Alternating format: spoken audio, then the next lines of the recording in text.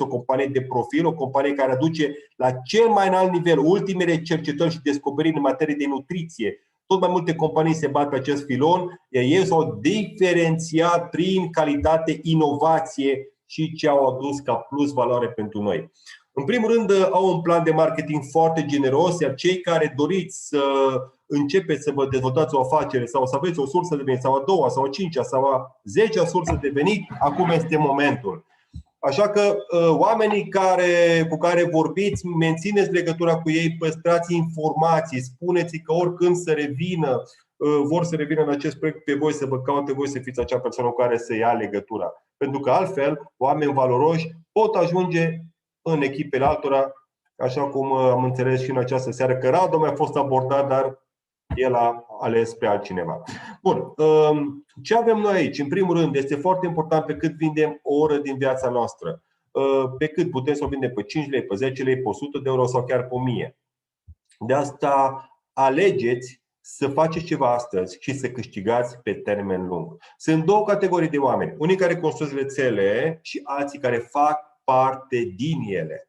Dacă vă plătiți factura la un operator de telefonie mobilă, faceți parte din acea rețea.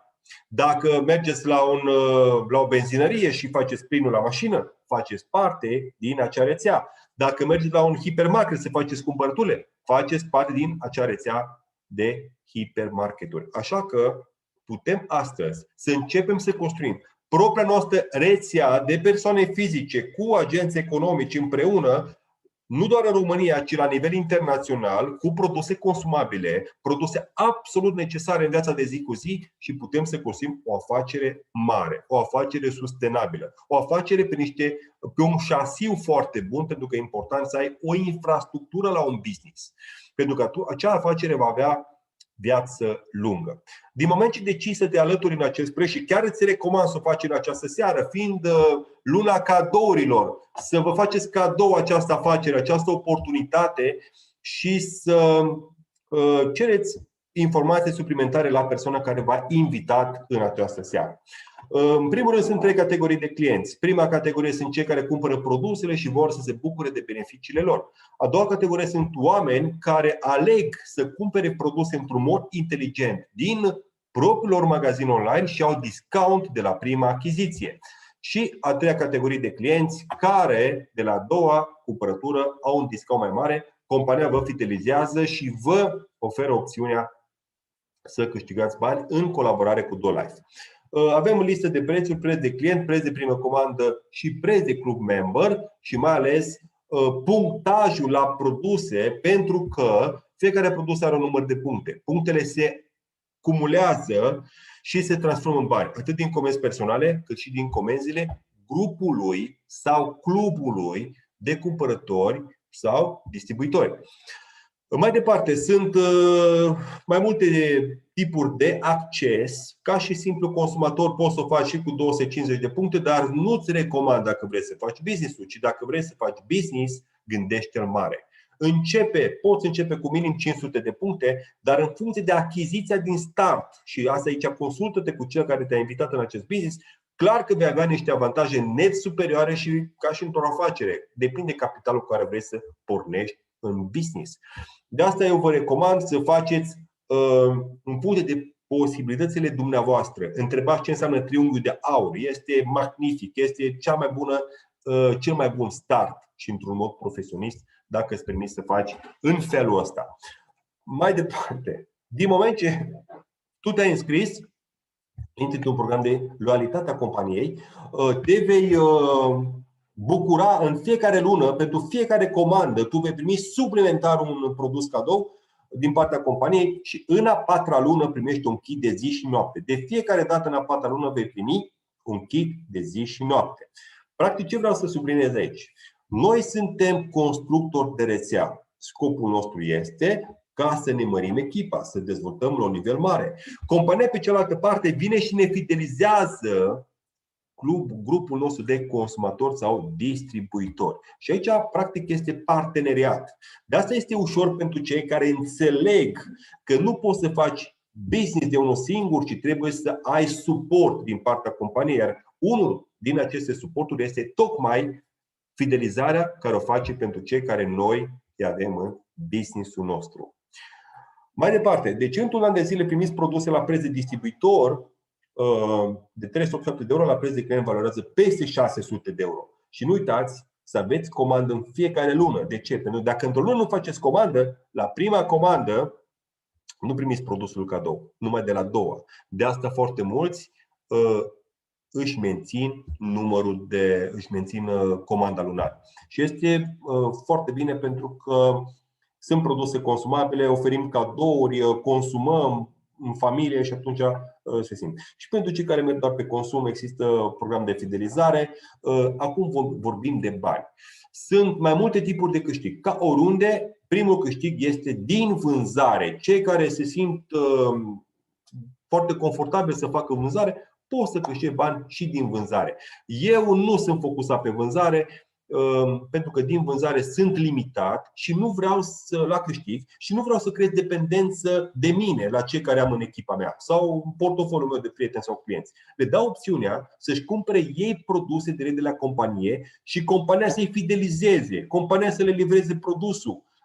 Și atunci este foarte confortabil și pentru client și pentru noi. În primul rând, primul câștig care îl aveți din construcție, prin faptul că veți face recomandări. Pentru fiecare recomandare făcută, pentru pachet de business, primiți între 110 și 500 de lei.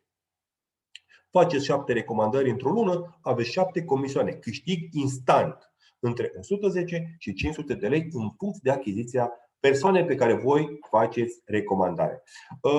Următorul câștig este pe structura de reduceri. Este un câștig care să încurajeze dezvoltarea de echipă și pe cei care sunt mai slăbuți. O să vedeți avantajele, pentru că oameni din prima linie, chiar dacă aveți un om sau doi, nu contează câți aveți, înscriși direct sau din upline, primiți 5% la oameni din prima linie. Linia 2 va duce și 3-4%, linia 4 și 5, 3% și linia 6, 2%. Mai mult aici intervine și compresia, ce înseamnă că dacă unul uită să-și facă o comandă, ceilalți urcă la următorul nivel pentru plată.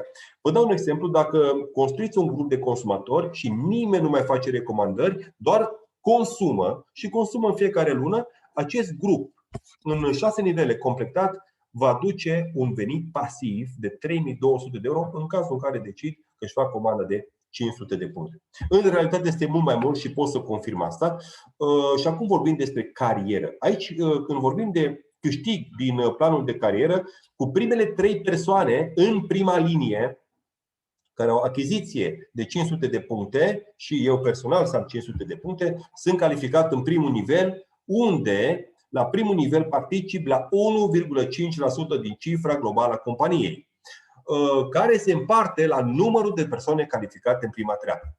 Următorul nivel este team leader, când grupul tău, nu singur, reține, grupul tău cumulezi 4.000 de puncte într-o perioadă de decontare.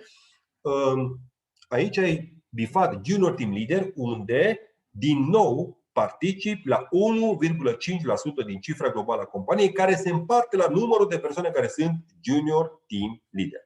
Următorul nivel este de team leader. Aici începe frumusețea business-ului, pentru că la team leader este 2% din cifra globală a companiei lunar se împarte la numărul de persoane care sunt team leader. Dacă sunt 700 de persoane, se împarte la 73 de persoane. Tot la nivelul de team leader mai primiți un procent de 6% pe volumul de echipă, iar cei care sunteți motivați și veți realiza în 30 de zile 8.000 de puncte și mai confirmați în luna următoare, primiți un extra bonus de 1.500 de zloți sau 375 de euro care sunt în Europa, pentru că diferă de pe o țară pe alta. Deci primiți un bonus de performanță o singură dată. La următorul nivel, executiv leader cu 25.000 de puncte, primiți 10% pe volumul de grup, volumul de echipă. Din nou participați la 1,5% din cifra globală a companiei, care se împarte la numărul de executiv lideri. Și dacă realizați în 60 de zile acest nivel și confirmați încă 2 luni, primiți un bonus de performanță de 3.000 de zloți. Eu când am confirmat team leaderul, toate bonusurile cumulate au fost peste 5.000 de lei și am făcut în prima lună, iar la următorul nivel am luat peste 10.000 de lei. Deci chiar este o companie care plătește foarte bine. Menționez acest fapt pentru că vreau să înțeleagă oamenii că sunt multe companii pe piață, dar puține plătesc, mai ales în primele nivele. La alt nivel de leadership peste tot se câștigă, dar mai mult este important startul, ca oamenii să câștige în proiect. Pentru că dacă nu, oamenii se vor îndepărta de business, oricât de frumos ar putea părea. Pentru că facturile nu ne le plătește loialitatea noastră față de o companie. Facturile le plătim tot noi cu banii care câștigăm. Avem acces și la program auto. În momentul în care aveți 30.000 de puncte cu echipa și nu singur, într-o perioadă de contare, adică din data de 16 și până în 15, ați făcut prima condiție pentru autoturism. Ce înseamnă asta? Deja aveți dreptul să vă comandați o mașină, puteți să luați în regie proprie și compania în fiecare lună o să vă dea banii de rată, pe lângă bonus, sau puteți să o luați în leasing operațional prin Duo Life, nu aveți de plătit nici asigurări, nici service, nici rată, pentru că compania se ocupă de tot. Vă aveți de pus apă la ștergătoare și combustibil. Asta vă spun din propria experiență și eu și colegii mei. Deja în România s-au atins 40 de autoturisme luate și ne bucurăm foarte mult că creștem cu o viteză fulminantă. Următorul nivel vă permite, pe lângă bonusul de comisiuni de 14% după volumul de echipă, aici punctele se cumulează din toată rețeaua de la voi în jos. Chiar dacă ai un om în adâncime 172, cumulezi punctele în funcție de nivelul tău, se calculează în bani. Evident că dacă tu ai lideri în echipa ta, este cu diferență de nivel, cu diferență de treaptă, dar fiecare punct este plătit în echipa ta.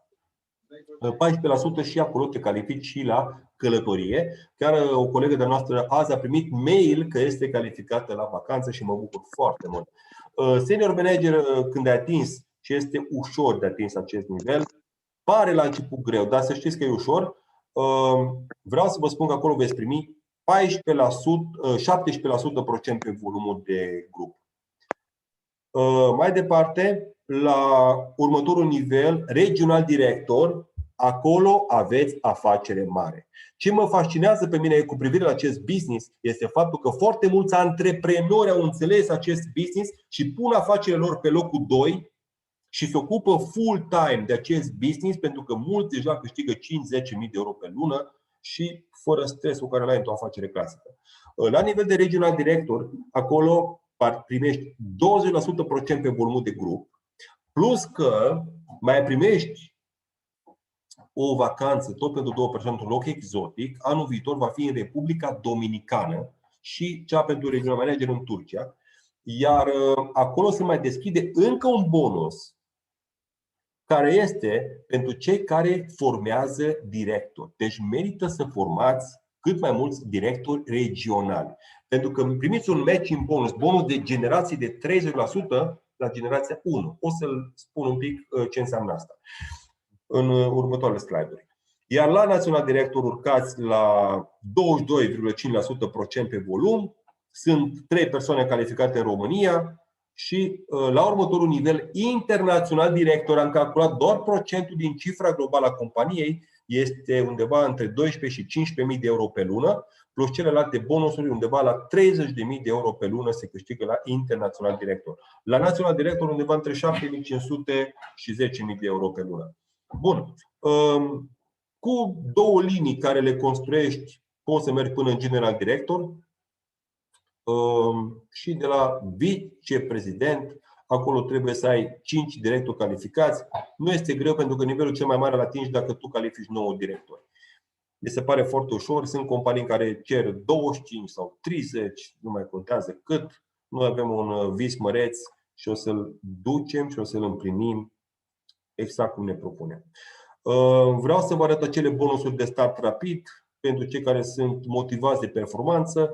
Bonusul pentru matching bonusurile pe generații. Deci chiar dacă eu înscriu un om și îl plasez în adâncimea 27, e adus de mine, eu voi primi 30% în cazul în care muncesc cu el și îl duc la nivel de director. Dacă și el aduce oameni care la rândul lor vor deveni directori, după ei vei primi 15%, generația 3 10%, generația 4 7,5%, generația 567 2,5. Este o companie care chiar plătește foarte bine. Discutam în seara asta cu cineva, i-am spus că în toate companiile produsele costă maxim 30% la preț de producție. Restul, până la prețul de pe raft, sunt adaosuri de intermediari și bani de reclamă. Orice produs. E important să aibă buget inclus în prețul de produs maxim 30% ca să-l promovezi. Altfel, cum îl promovezi produsul? De asta trebuie să înțelegeți cum funcționează comerțul. Trebuie să înțelegeți că noi aici facem un comerț cu produse consumabile într-un alt model de business și putem să avem venituri pasive. Putem să avem propriul nostru magazin online, putem să avem propria noastră rețea de consum. Este un lucru absolut ingenios cine a gândit acest model de afacere. Sunt și alte procente din cifra globală a companiei. Când îți creezi o echipă care e aproximativ 60-70 de persoane, ai un venit de cam 5-7 mii de lei pe lună și te bucuri de o mașină.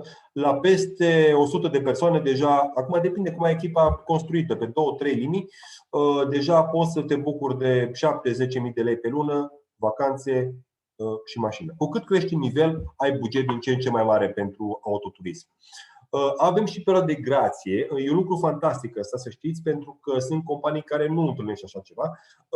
Dacă ai atins nivel de senior manager cu 100.000 de puncte și tu pleci în vacanță cu familia și nu mai faci 100.000, doar 80.000 de puncte, ai 4 luni perioadă de grație și vei fi plătit la același nivel. Mai mult, cu cât înaintezi în nivele, ai din ce în ce mai mare perioadă de grație. Foarte frumos. Mai departe, autoturisme. Chiar dacă aveți autoturisme noi, frumoase, bucurați-vă și de aceste autoturisme, pentru că nu dați bani pe ele în primul rând. E o mașină de job, o mașină de care te bucuri, o mașină performantă. Așa arată parcarea noastră la seminar. Așa poate să arate și viitorul tău, echipa ta. Aici avem cei care am primit Volvo din România. Observați, este loc pe scena aia. Sunt foarte multe locuri și pentru domni și pentru doamne. Așa că motivația interioară va face diferența. Dacă noi am putut, de ce nu ați putea și dumneavoastră? Aici sunt alături de fondatorul companiei, Piotr Pasiga. Este un om cu viziune, un om dedicat nouă pentru dezvoltarea României. Alături de mine l-am pe magnificul, fantasticul Edi Ardelanu din Constanța. Împreună dezvoltăm acest proiect. Și el a luat Volvo, culoarea gri este, cred că e mai fain un pic la culoarea mașina lui, dar mie mi-am dorit albă. Eu am avut un gri din ăla BMW, așa că am vrut acum să am albă. Și ne bucurăm să construim, să aducem plus valoare pentru oameni. Ne-am unit forțele, mai mulți lideri, nu suntem noi doi, mai mulți lideri, ne-am unit forțele să aducem plus valoare pentru oameni, pentru că împreună știm că putem să facem o echipă grozavă, nu doar în România, ci și în lume. Vedeți, la început primești un BMW, te bucuri de el, după care faci update-ul la ceva, cu cât urci în nivel, ai buget din ce în ce mai mare pentru rata la mașină și abia aștept anul viitor să ne plimbăm, ori cu seria 7, ori cu S-Class, pentru că deja noi suntem calificați acolo, dar deja avem de 2 luni deja Volvo. Edi, Robert, Raul, Dana Chiș, Dana Iuhas, persoane care se bucură deja de autoturisme. Ne bucurăm foarte mult să vedem din ce în ce mai multe persoane fericite în acest proiect, persoane care au rezultate. Aici avem și pe Izabela din Oradea, Maria din Baia Mare, Cleo din Constanța. Este ultima fotografie care am primit-o cu mașina. Aștept și de la colegele din Brăila și din Iași să ne trimită. Cristina din Constanța, foarte fericită, uitați, o persoană foarte fericită, care știe să se bucure de ce a primit. Valentina. Deci sunt foarte multe persoane în România, sunt 40 de autoturisme. Acum, dacă îți dorești vacanțe sau altceva, nu uita că în fiecare an cu compania Duo Life poți să te duci în 2-3 călătorii. Și de data asta pe banii companiei. Eu am înțeles această industrie, am înțeles că poate să mă conducă în cele mai frumoase locuri. Am înțeles că este, ca să câștig, trebuie să investesc în mine. Cea mai bună investiție este în propria persoană. Dacă facem investiție într-un mod inteligent aici, vom produce rezultate peste așteptările noastre. Sunt câteva fotografii, pentru cei vechi sunt aceleași, pentru cei noi sunt fotografii noi. Iar aici pot să vă arăt în câteva locuri în care eu am ajuns. De ce? Pentru că mi-am dorit să am cea mai frumoasă poveste de succes. Să mă bucur de aceste locuri frumoase pentru că sunt pentru oameni. Aici am fost în Marele Canion Verde din Africa de Sud, aici într-un parc național. Mă bucur foarte mult că mai văd pe la televizor câte un film din locurile prin care am fost, pentru că îmi dau seama că îmi dă așa un sentiment de mulțumire, de recunoștință și apreciere. Să fim recunoscători pentru tot ceea ce ne-a dat Bunul Dumnezeu, că este un lucru foarte mare să ne bucurăm. Aici este capătul țărmului din Africa, un loc de vise, scufundări la rechini. În China, în Macao, acolo puteți să vedeți la ce nivel se poate duce luxul cu bani în lumea asta. Deci este ceva care măcar o dată în viață vă recomand să ajungeți. Flyboard, sal cu parașuta, vreau să sar și bungee jumping. Și cât o să trăiesc în această lume, mi-am propus 100 de scopuri să le bifez. Am ajuns până la vreo 67, mai am încă destule. Să știți că nu-i târziu și niciodată nu-i prea târziu să împlinești ceva măreț, ceva care pe tine te face fericit. De asta creează-ți cea mai frumoasă poveste cu amintiri. Dă din tine ce ai mai bun ca să devii numărul 1, nu locul 2, nu locul 3. Niciodată nu va fi reținut locul 4, locul 5, locul 7. Locul 1 este cel mai important, să devii cel mai bun în ceea ce îți place să faci. Compania are și un proiect imobiliar. Da, felicitări. Compania are și un proiect imobiliar, are posibilitatea să ei cumpără terenuri în zone turistice. Prin banii care câștigă această companie și noi care câștigăm, putem să devenim și investitori și să ne cumpărăm în rate proprietăți. Să le dăm în chirie, să mergem în vacanță, să mergem în cantonament, să facem ce vrem noi cu acele proprietăți, că sunt ale noastre. Ne dă opțiunea să devenim investitori inteligenți. Avem foarte multe seminarii de instruire. Vă invit mâine seară la un seminar de nutriție. Eu spun că e seminar pentru că domnul Ionescu Cristian tot timpul împărtășește informații foarte prețioase. L-ați auzit și pe Radu în această seară și la terminat Academia de Nutriție. Timpul e foarte scurt, nu putem să dăm toate, dar o să mai facem intervenții de genul ăsta cu oameni valoroși care au ceva de spus. Nu uitați să intrați la sesiuni de pregătire, mai ales lunea. Sunt și acolo oameni foarte valoroși care împărtășesc informații, s-au pregătit ani de zile ca să vă livreze. Și vreau să o felicit pe Lia pentru că ați în această săptămână un seminar extraordinar despre imaginea în mediul online. Cum ne prezentăm în mediul online. Felicitări, Lia, pentru ce ai făcut pentru o echipă și evident colaborăm foarte bine cu cealaltă linie. Știți bine că avem o relație foarte bună cu linia Dinu German, Tamaș, Cati, Kij, Ceabi și cine mai sunt pe acolo. De asta pentru că noi știm să facem performanță în echipă. Individual e greu să câștigi un meci. În echipă, când acolo și pe cei slabi poți să ridici la nivel de performanță. Fiecare poți să vezi unde este mai bun, unde se potrivește, ce talent are, cu ce poți să-l promovezi, cu ce poți să-l lansezi și pe el. Ați văzut, probabil pe Facebook-ul meu am făcut un clip de promovare cu cei 3 tineri magnifico-fantastici. Au deja produs un impact în mediul online. De asta zic, domnilor, sunteți la momentul potrivit. E important să știți că echipa este pe creștere, echipa este pe dezvoltare, echipa observă acțiunile tale și ai suportul potrivit să ajungi pe cele mai înalte culmi. Vă doresc o seară frumoasă, mult succes și mă bucur foarte mult că am putut în această seară să împărtășesc cu voi, atât eu cât și Radu și Ana, Edi și cei care au mai fost alături de noi. O seară bună, mult succes! Bye, bye! Mulțumim, Cristian!